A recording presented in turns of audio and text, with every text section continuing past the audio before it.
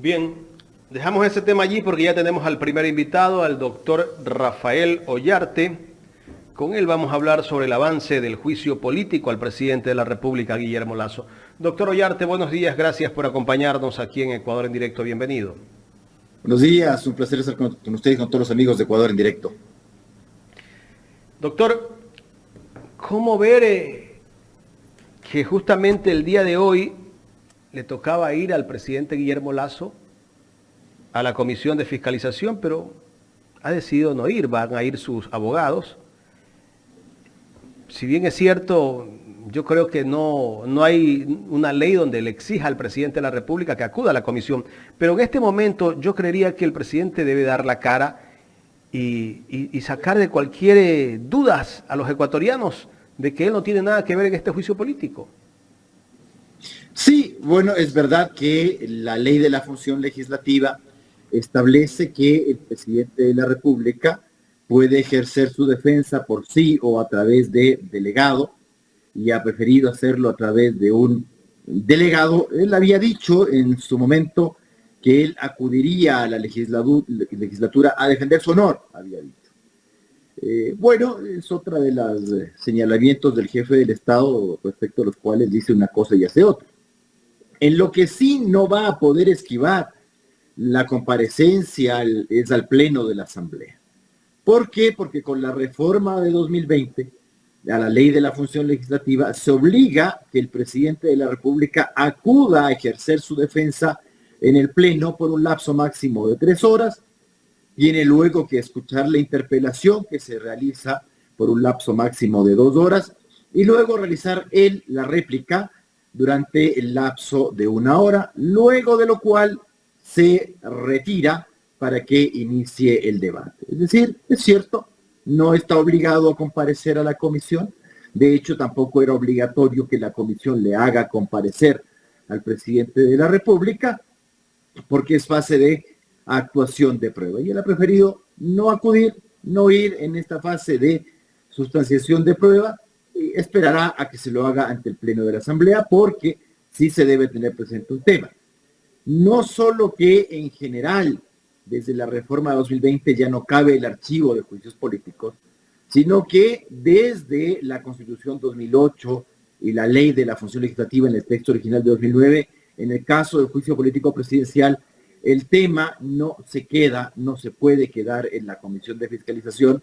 La comisión de fiscalización se limitará a elaborar un informe, para lo cual tendrá 10 días como máximo, sin posibilidad de prórroga, y luego de eso se convocará al Pleno para que se sustancie el juicio político como tal. ¿Por qué validez tiene ese informe de la Comisión de Fiscalización? Si la Comisión de Fiscalización dice que no hay las suficientes pruebas para el juicio político, igual el Pleno tiene que analizarlo y el Pleno decide. Sí, efectivamente, es un informe de carácter no vinculante. Si es que hay un informe único, cosa que veo difícil, entiendo yo que habrá un informe de mayoría y uno de minoría, al menos eso, si es que no hay más de un informe. En todo caso, si es que hay informe con un informe de mayoría, se tiene que remitir aquello al presidente de la Asamblea para que éste lo distribuya al total de legisladores. Le insisto, esos informes contienen un parecer de la comisión respecto de si efectivamente existe, a juicio de la comisión, la comisión del delito de peculado y la responsabilidad política, ojo, política, no penal, no civil, no administrativa, sino política del presidente de la República en un tema que se considere que constituye o no delito de peculado. Si es que no se logran un informe de mayoría, es decir, con la votación de la mayoría absoluta de los integrantes de la Asamblea, la obligación del presidente de la comisión es remitir informe de posiciones. Es decir, digamos que tenemos 3 informes y ninguno logra la mayoría, la obligación es remitir esos 3 informes como informe de posición. En eso tiene lata experiencia, pues, el señor Villavicencio, guardándose los informes o intentando interrumpir los juicios políticos, aunque si no se remite los informes dentro del plazo establecido en el artículo 91 de la Ley de la Función Legislativa, de conformidad con el artículo 142, lo que hará el presidente de la Asamblea Nacional es obtener las actas de la sesión de la Asamblea Nacional y eso es lo que se distribuirá a los asambleístas. Doctor, nos han tratado de darnos una información como que no hay un contrato renovado dentro de la administración del presidente Guillermo Lasso, pero el contraalmirante o el vicealmirante Johnny Estupiñán justamente lo ha dicho en un informe que sí hay la renovación del contrato, me parece que en el mes de junio del 2022. ¿Por qué el presidente de la Comisión de Fiscalización trata de desvirtuar lo que existe? ¿Por qué? A ver, hay varias cosas acá. Cuando se calificó el juicio político por parte de la Corte Constitucional, uno de los hechos que señaló como verosímiles, aunque no probados, porque la Corte Constitucional no prueba la real ocurrencia de los hechos en su dictamen, era el tema de la acusada renovación del contrato con Amazonas Tankers en junio de 2022. Pero ojo que la Corte Constitucional sí dice algo más. Yo entiendo que es una labor de la defensa este tema de tratar de desviar la atención de la acusación constitucional solo al tema de si hubo o no hubo una renovación en junio de 2022. Y de hecho, el deber de los acusadores, que en eso también quedan debiendo, inexperiencia, falta de conocimiento y muchas cosas más, de no probar que hay la renovación, ojo, que hay la renovación, y si esa renovación es una renovación expresa o es una renovación automática del contrato, porque también ocurre muchas veces aquello, que los contratos, si es que usted no los da por terminados, se renuevan por periodos equivalentes de modo automático. Ojo, pero eso era un deber de la acusación. Pero también la acusación no debe caer en ese tema de ese no es el punto fundamental por el cual la Corte Constitucional da paso al juicio político. Porque vea, debo decir una cosa. Cuando la Corte Constitucional anterior dictaminó el juicio político de Glass, solo hizo un checklist, es decir, solamente verificó que fuera al menos la tercera parte del total de asambleístas los acusadores, de que la acusación se refiera a una de las causales del 129, cosas absolutamente formales. Y una prensa, entre comillas, no oficial, y también la defensa del presidente Lasso, incluso acudiendo a la Corte Constitucional. Le pidieron a la Corte Constitucional que hiciera algo más que un checklist. Y entonces la Corte ha hecho algo más que un checklist. Ahí te salió mal el chiste, porque tal vez pensando de que si la Corte hacía algo más que un checklist, no iba a emitir un dictamen favorable. Finalmente la Corte sí lo hace y te dice muchas cosas que yo he visto que el presidente o la defensa del presidente de la República repiten estos días. Uno, de que el contrato con Amazonas Tankers es anterior a la gestión del presidente Lasso. ¿Es cierto? Por supuesto. Que el informe de Contraloría que detecte irregularidades respecto del contrato con Amazonas Tankers es también anterior al inicio del periodo presidencial de Guillermo Lasso. Efectivamente es así, pero la Corte, ¿qué te dice?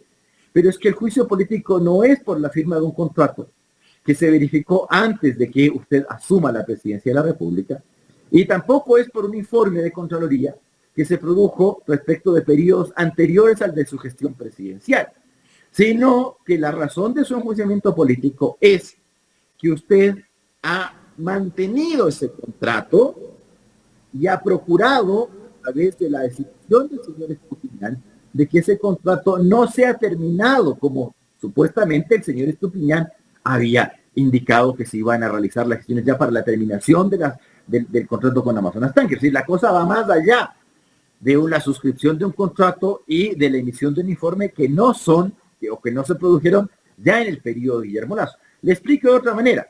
Si hay un contrato que está ocasionando perjuicio al Estado y que esto está originando beneficio a un tercero a través de la desviación de fondos públicos, que son los elementos constitutivos del delito de peculado, ¿cuál era la obligación del presidente de la República cuando se le informa el señor Estupiñán? Uno,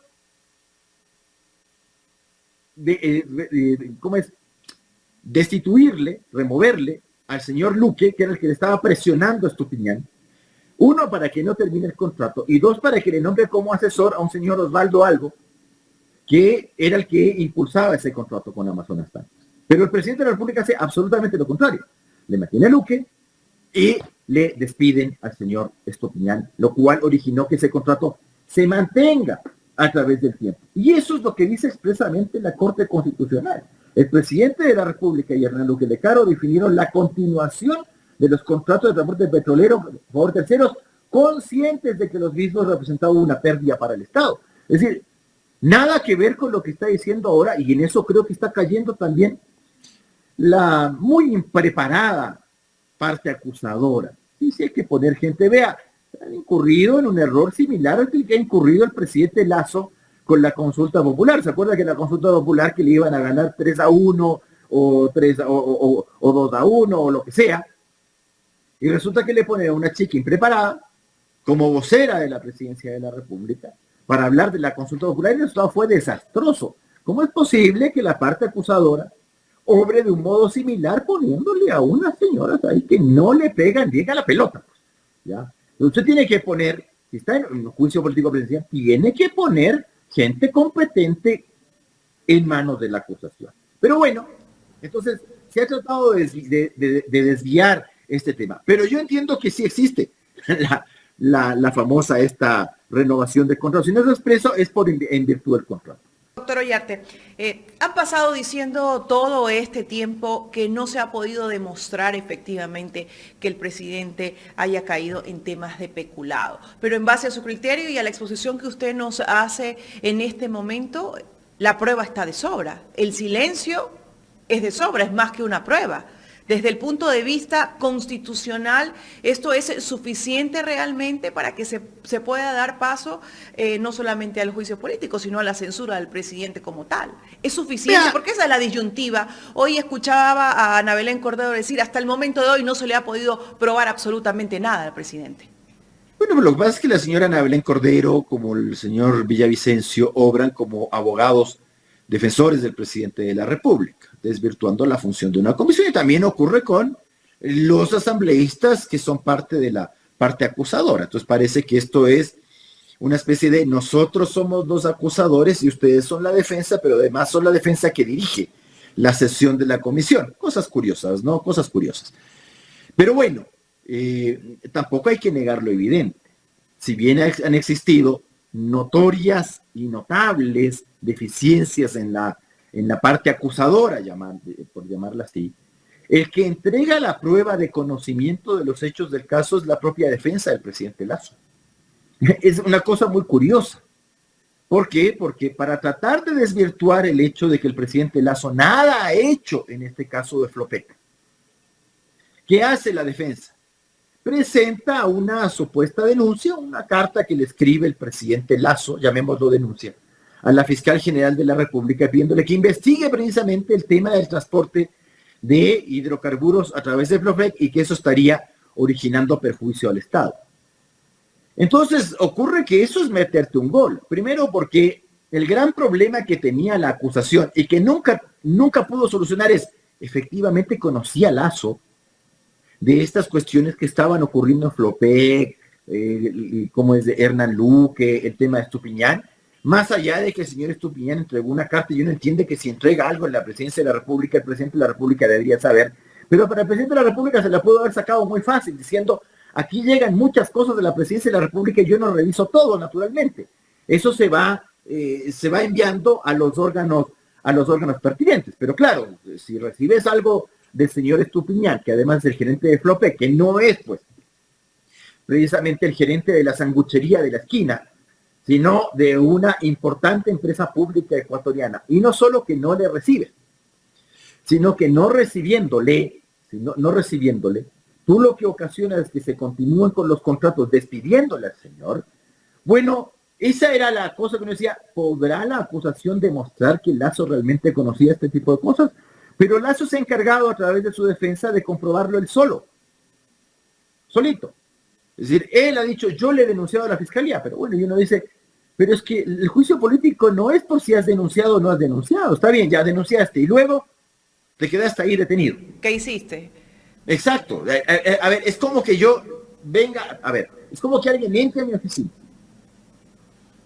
y que yo diga, bueno, alguien aquí ha robado algo, se ha llevado una computadora de algún abogado de acá, y yo diga, bueno, pues ya puse la denuncia. Tengo ahí, sigue trabajando conmigo. Bueno, y el resto, ¿Y qué otras decisiones estás tomando tú? Entonces, tú sí sabes que hay unos contratos que están ocasionando perjuicio al Estado. Y a ti te bastó con presentar la denuncia en la Fiscalía. Y punto. Una cosa de 2 hojas.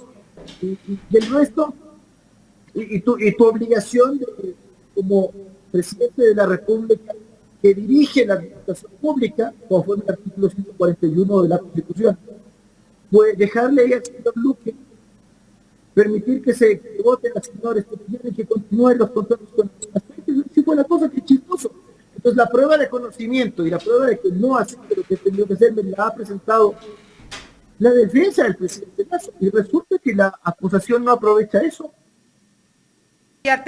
¿Cuántos días se tiene después de que la Comisión de Fiscalización tenga ya su informe? Como usted dijo, puede haber uno de mayoría o minoría para que pase el pleno de la Asamblea. Le pregunto esto porque sabemos que también ya están ahí disputándose la presidencia, ¿no? Ya también viene un cambio y eso también de una u otra forma puede inferir en esta votación.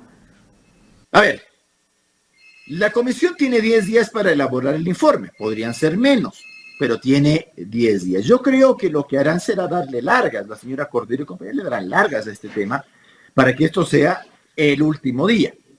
Ahora, cuando se le remite el informe al presidente de la Asamblea Nacional, este tiene 3 días, hasta 3 días, para difundir el informe. No puede hacer ese mismo momento, pero tiene máximo 3 días. Si no se puede gavetear el tema, el presidente de la Asamblea Nacional, sino que no lo va a hacer. Y dentro de las 48 horas, transcurridas 48 horas, 2 días después de que usted difunde el informe, el presidente de la Asamblea debe incorporarlo en el orden del día en el plazo de 5 días. ¿Ya?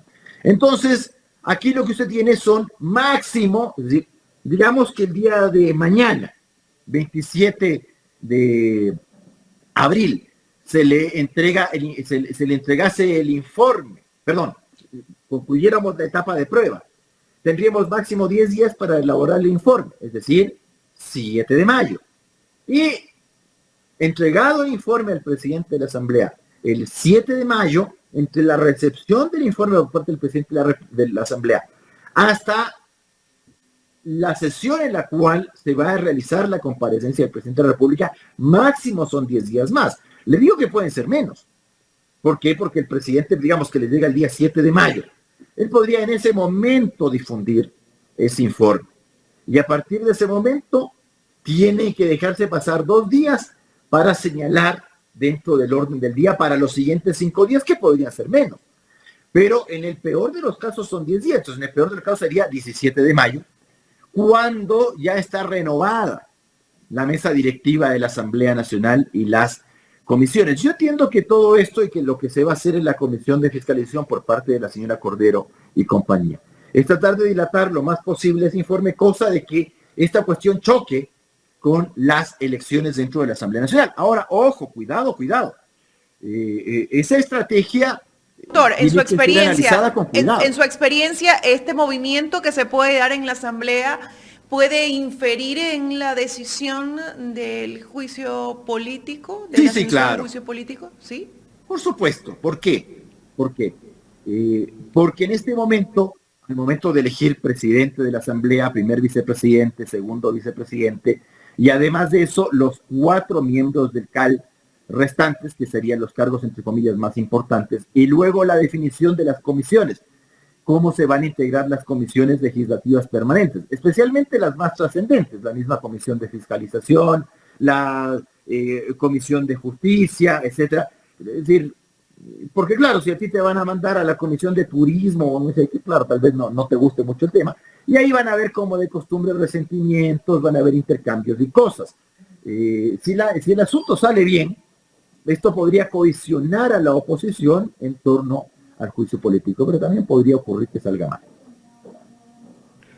Y que haya unas divisiones. Vemos también, a mí me da mucha pena, por no decir pena, asco, que a estas alturas del partido hablemos de que entregar ministerios, gobernaciones o cosas por el estilo sean pactos políticos. No, a ver, una cosa es que yo tengo un pacto político y que yo diga, bueno, yo no tengo una mayoría parlamentaria y yo necesito una mayoría parlamentaria para aprobar las leyes entonces yo le voy a ceder tales cosas como tales leyes, tales cosas, tales proyectos a Pachacuti o a la izquierda democrática, y otra cosa es una vulgar venta de votos en la Asamblea Nacional y que estemos pasando de la coima a la vacuna.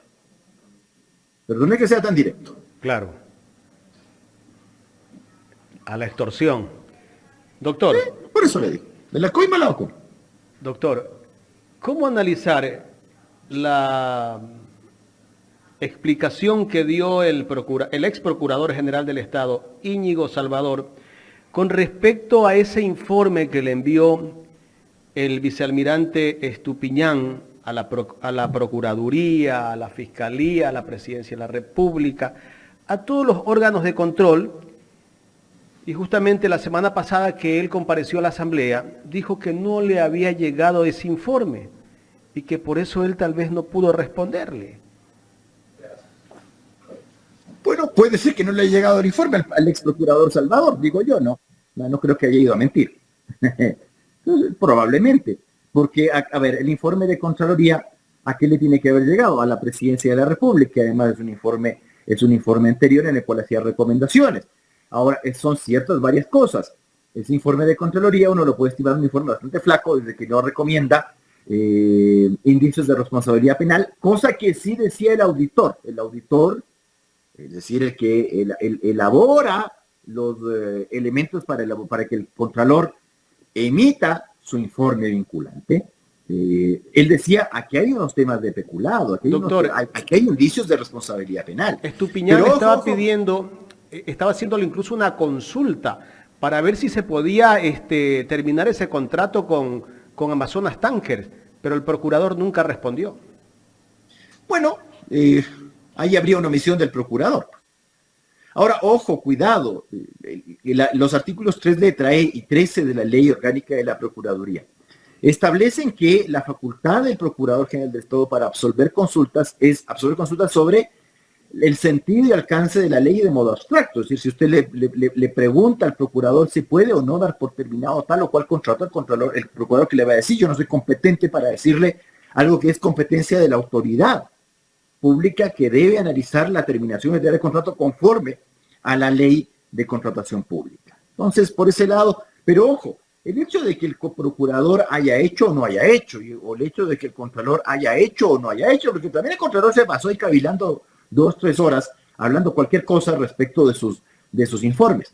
Desde el año 2019, ni siquiera se requiere el informe conteniendo indicio de responsabilidad penal para instaurar procesos penales por peculado o enriquecimiento ilícito. Recordemos que esta fue una cuestión incorporada en virtud de una jurisprudencia vinculante de la Corte Nacional de Justicia del 2010 y que luego fue retirada en el Código Integral Penal de 2014, pero esa norma, artículo 518 del Código Integral Penal, fue declarada inconstitucional por la Corte Constitucional en 2019, indicando que no se requiere, para efectos de establecer eventuales responsabilidades penales, el informe del Contralor estableciendo indicios de responsabilidad penal. Menos aún, por si acaso, para establecer responsabilidades de carácter político.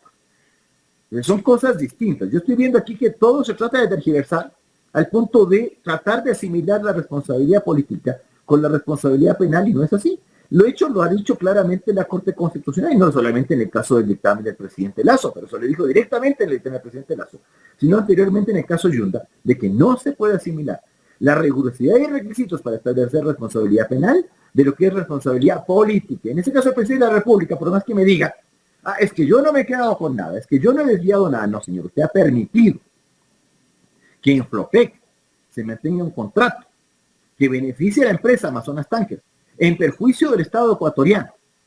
Y usted ha mantenido al señor Luque Lecaro, que es quien le ha destituido al señor Estupiñán, por querer dar por terminado ese contrato, porque las cosas hay que decirlos claramente. El señor fue destituido, el señor Estupiñán, por querer dar de baja el contrato con Amazonas Tankers. Y usted, presidente de la República, conocía que había irregularidades en Flopec.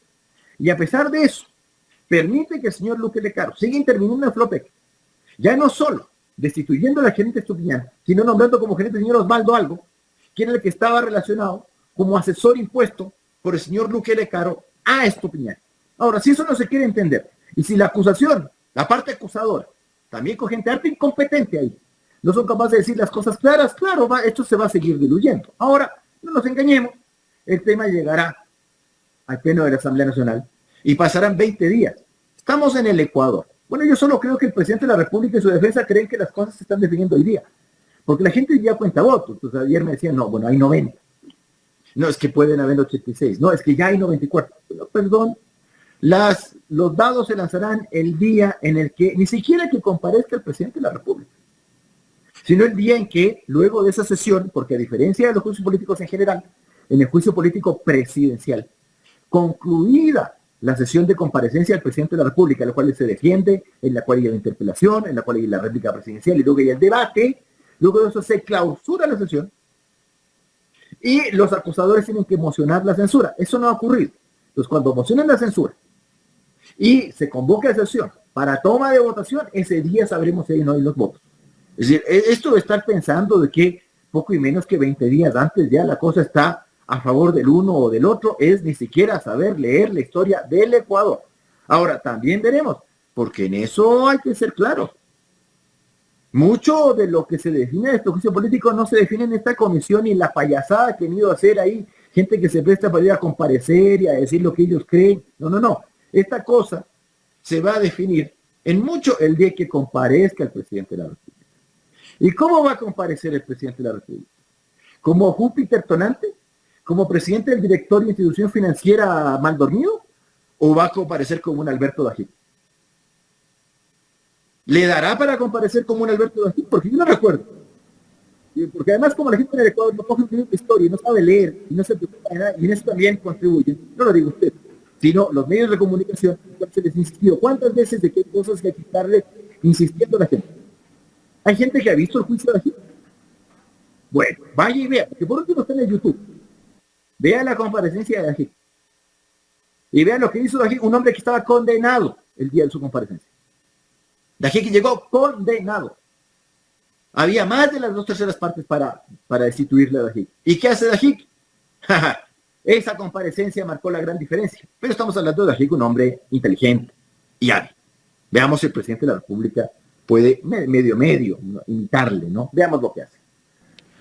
Doctor, ya en la recta final de esta entrevista, el presidente de la Comisión de Fiscalización, el día que le apelaron a la presidencia, se bajó y dijo que iba a hacer goles olímpicos. ¿Está haciendo goles olímpicos?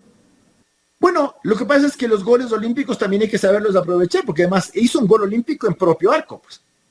Le salió buenísimo el gol olímpico. Justamente con el tema de que el presidente Lasso, a través de Usbesa, incorpora como mecanismo de defensa la denuncia que hace, llamémoslo denuncia, que hace la Fiscalía sobre las irregularidades en Amazonas Tanques y el contrato con Flopec. Y claro, uno dice, bueno, te están dejando la bola ahí, porque está el gol olímpico, ¿no? Pero deja entrar la bola. Pero a veces parece que la parte acusadora como que trata de sacar esa bola, pues que está entrando al arco. Qué curioso. El uno se hace un autogol olímpico y los otros parece que van a sacar la bola de ese autogol olímpico. Y no aprovechan justamente esa prueba que demuestra que el presidente de la República conocía las irregularidades en Flopec y que nada hizo permitiendo que se consumen las infracciones. La última, doctor. ¿Qué pasaría si el presidente Guillermo Lasso se salva del juicio político? Tal vez no hay los votos. ¿Cuál sería el escenario de gobernabilidad del país? El presidente, lo voy a decir así, el don Guillermo Lasso es un expresidente desde junio del año pasado. En mucho es un ex primer mandatario. Y voy a utilizar la misma expresión que utilizan los argentinos respecto del presidente Alberto Fernández. Es un expresidente en función. Y eso seguirá siendo agravando más la situación del país. Doctor, ¿por qué es un presidente desde junio? Expresidente. Expresidente desde junio. ¿Por qué? Una persona que no sabe tomar decisiones, una persona que desde el inicio, verá, el presidente Lasso sabía cómo estaba la configuración legislativa desde un inicio. Y desde un inicio, antes de que fuera electo. No, es que se enteró en abril, porque la primera vuelta fue en febrero del año 2021. Y a partir de ese momento, ya en marzo sabíamos cómo estaba configurada la Asamblea. Tenía una alianza Porque sí, la cosa es así. Tienes 49 de UNES. A mí no me gusta. Yo soy de derecha. Yo no votaría por los señores de UNES ni de broma. Pero tienen 49. Los cristianos tienen 13. Tú tienes 12. Los otros tienen 20. Doctor. El otro es que tiene 20. Bueno, hay que conformar la mesa directiva. Hay que nombrar un presidente, los vicepresidentes. Doctor. Y resulta que deshaces la alianza con tu aliado natural, que era el PSC, porque no quieres conversar con los otros y te vas con los otros que son los que luego te quieren votar, que son los de Pachacú. Ojo, ¿quién le quiso votar en junio? Pachacú. ¿Con quién estás pactando ahora? Bueno, eres un chistoso, eres muy gracioso. Es más, los que te salvaron el pellejo el año pasado fueron los señores socialistas. Y resulta que les sigues dándoles. Pero bueno, sigamos nomás. Entonces sabía que no tenía mayoría parlamentaria, sabía que ya sus proyectos de ley iban a caer en saco roto y no disuelve la Asamblea cuando pudo haberlo hecho. No, porque si lo hace ahora, le hace un tremendo favor al correísmo. Pues, elecciones anticipadas, ¿quién va a ganar? ¿Quién se va a llevar la Asamblea en peso? ¿Quién se va a llevar incluso la presidencia de la República? Pero aunque no te lleves la presidencia de la República, te vas a llevar la Asamblea en peso. Ese es un gran favor al correísmo.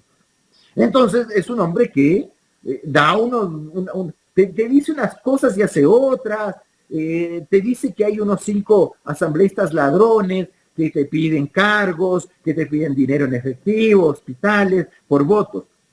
Y luego misteriosamente son esos 5 que no votan por tu destitución y tú retiras la, entre comillas, denuncia. No, es que no me ha constado. O sea, la barbaridad que les fui a decir no me constaba. Y los otros, como no tienen amor propio, no hacen nada en contra del presidente de la República. Mire qué sospechoso, ¿no? Es decir, perdóneme, si yo le digo a usted ladrón, y le publicito que usted es un ladrón, y le digo que usted me ha hecho esto y esto otro, y luego yo le digo, no, es que a mí no me constaba. ¿Usted qué hubiese hecho? Ah, ¿cierto? Pero los otros se quedan tranquilos y uno se queda tranquilo. Va a seguir esta cosa así 2 años más. Bueno, las cosas siempre pueden ser peor. Ha sido una gran desilusión el señor Lasso, era que nos comente que era demócrata cristiano. Y que tenía estas fallitas, ¿no? No digo que yo hubiese votado por Arauz, no lo hubiese hecho ni de broma. Pero al menos me hubiese permitido el voto nulo. ¿Lo tildan de correísta usted, doctor? No, señor, yo al señor Correa le he dado con todo lo posible durante los 10 años cuando él era presidente de la República. Porque los que le dan palo al presidente Correa ahora, cuando el señor está fuera del país y prófugo, me parece muy valiente hacer eso. ¿Por qué no lo hiciste en los 10 años que el señor era gobierno? No, los que hacíamos esos éramos otros. Entonces, pero si yo no le aguanto una al señor Correa o una al señor Moreno, ¿por qué no se le tengo que aguantar al señor Lasso? Ahora, a ver, que se hagan los tontos del resto. A mí no me metan en ese grupo. Porque aquí la gente... ¿Quién gobierna ahorita? ¿Quién también? Oiga, buena pregunta. Por eso le digo, es un expresidente, ¿eh? Aquí como que cabe la caricatura de Vilmatraca que reparte, no sé si usted vio la caricatura del cerdito, repartiendo. Nada novedoso, nada novedoso. Por eso le digo, estamos saliendo de la coima a la vacuna, así es la cosa. Gracias, doctor Ollarte. Un abrazo. El doctor Rafael Ollarte, constitucionalista, aquí en el programa Los Especialistas de Ecuador en Directo. La pregunta del millón, ¿con quién gobierna Lasso? Bueno, pues en ya, estos momentos, ¿no? ¿Con quién varios, gobierna Lasso? varios partidos políticos que ¿Con quién están... gobierna? Ahí está la razón de la desestabilidad dentro de los partidos políticos, ¿no? Dentro de las diferentes curules de la Asamblea, ¿no? Y cómo se han desmembrado estos partidos.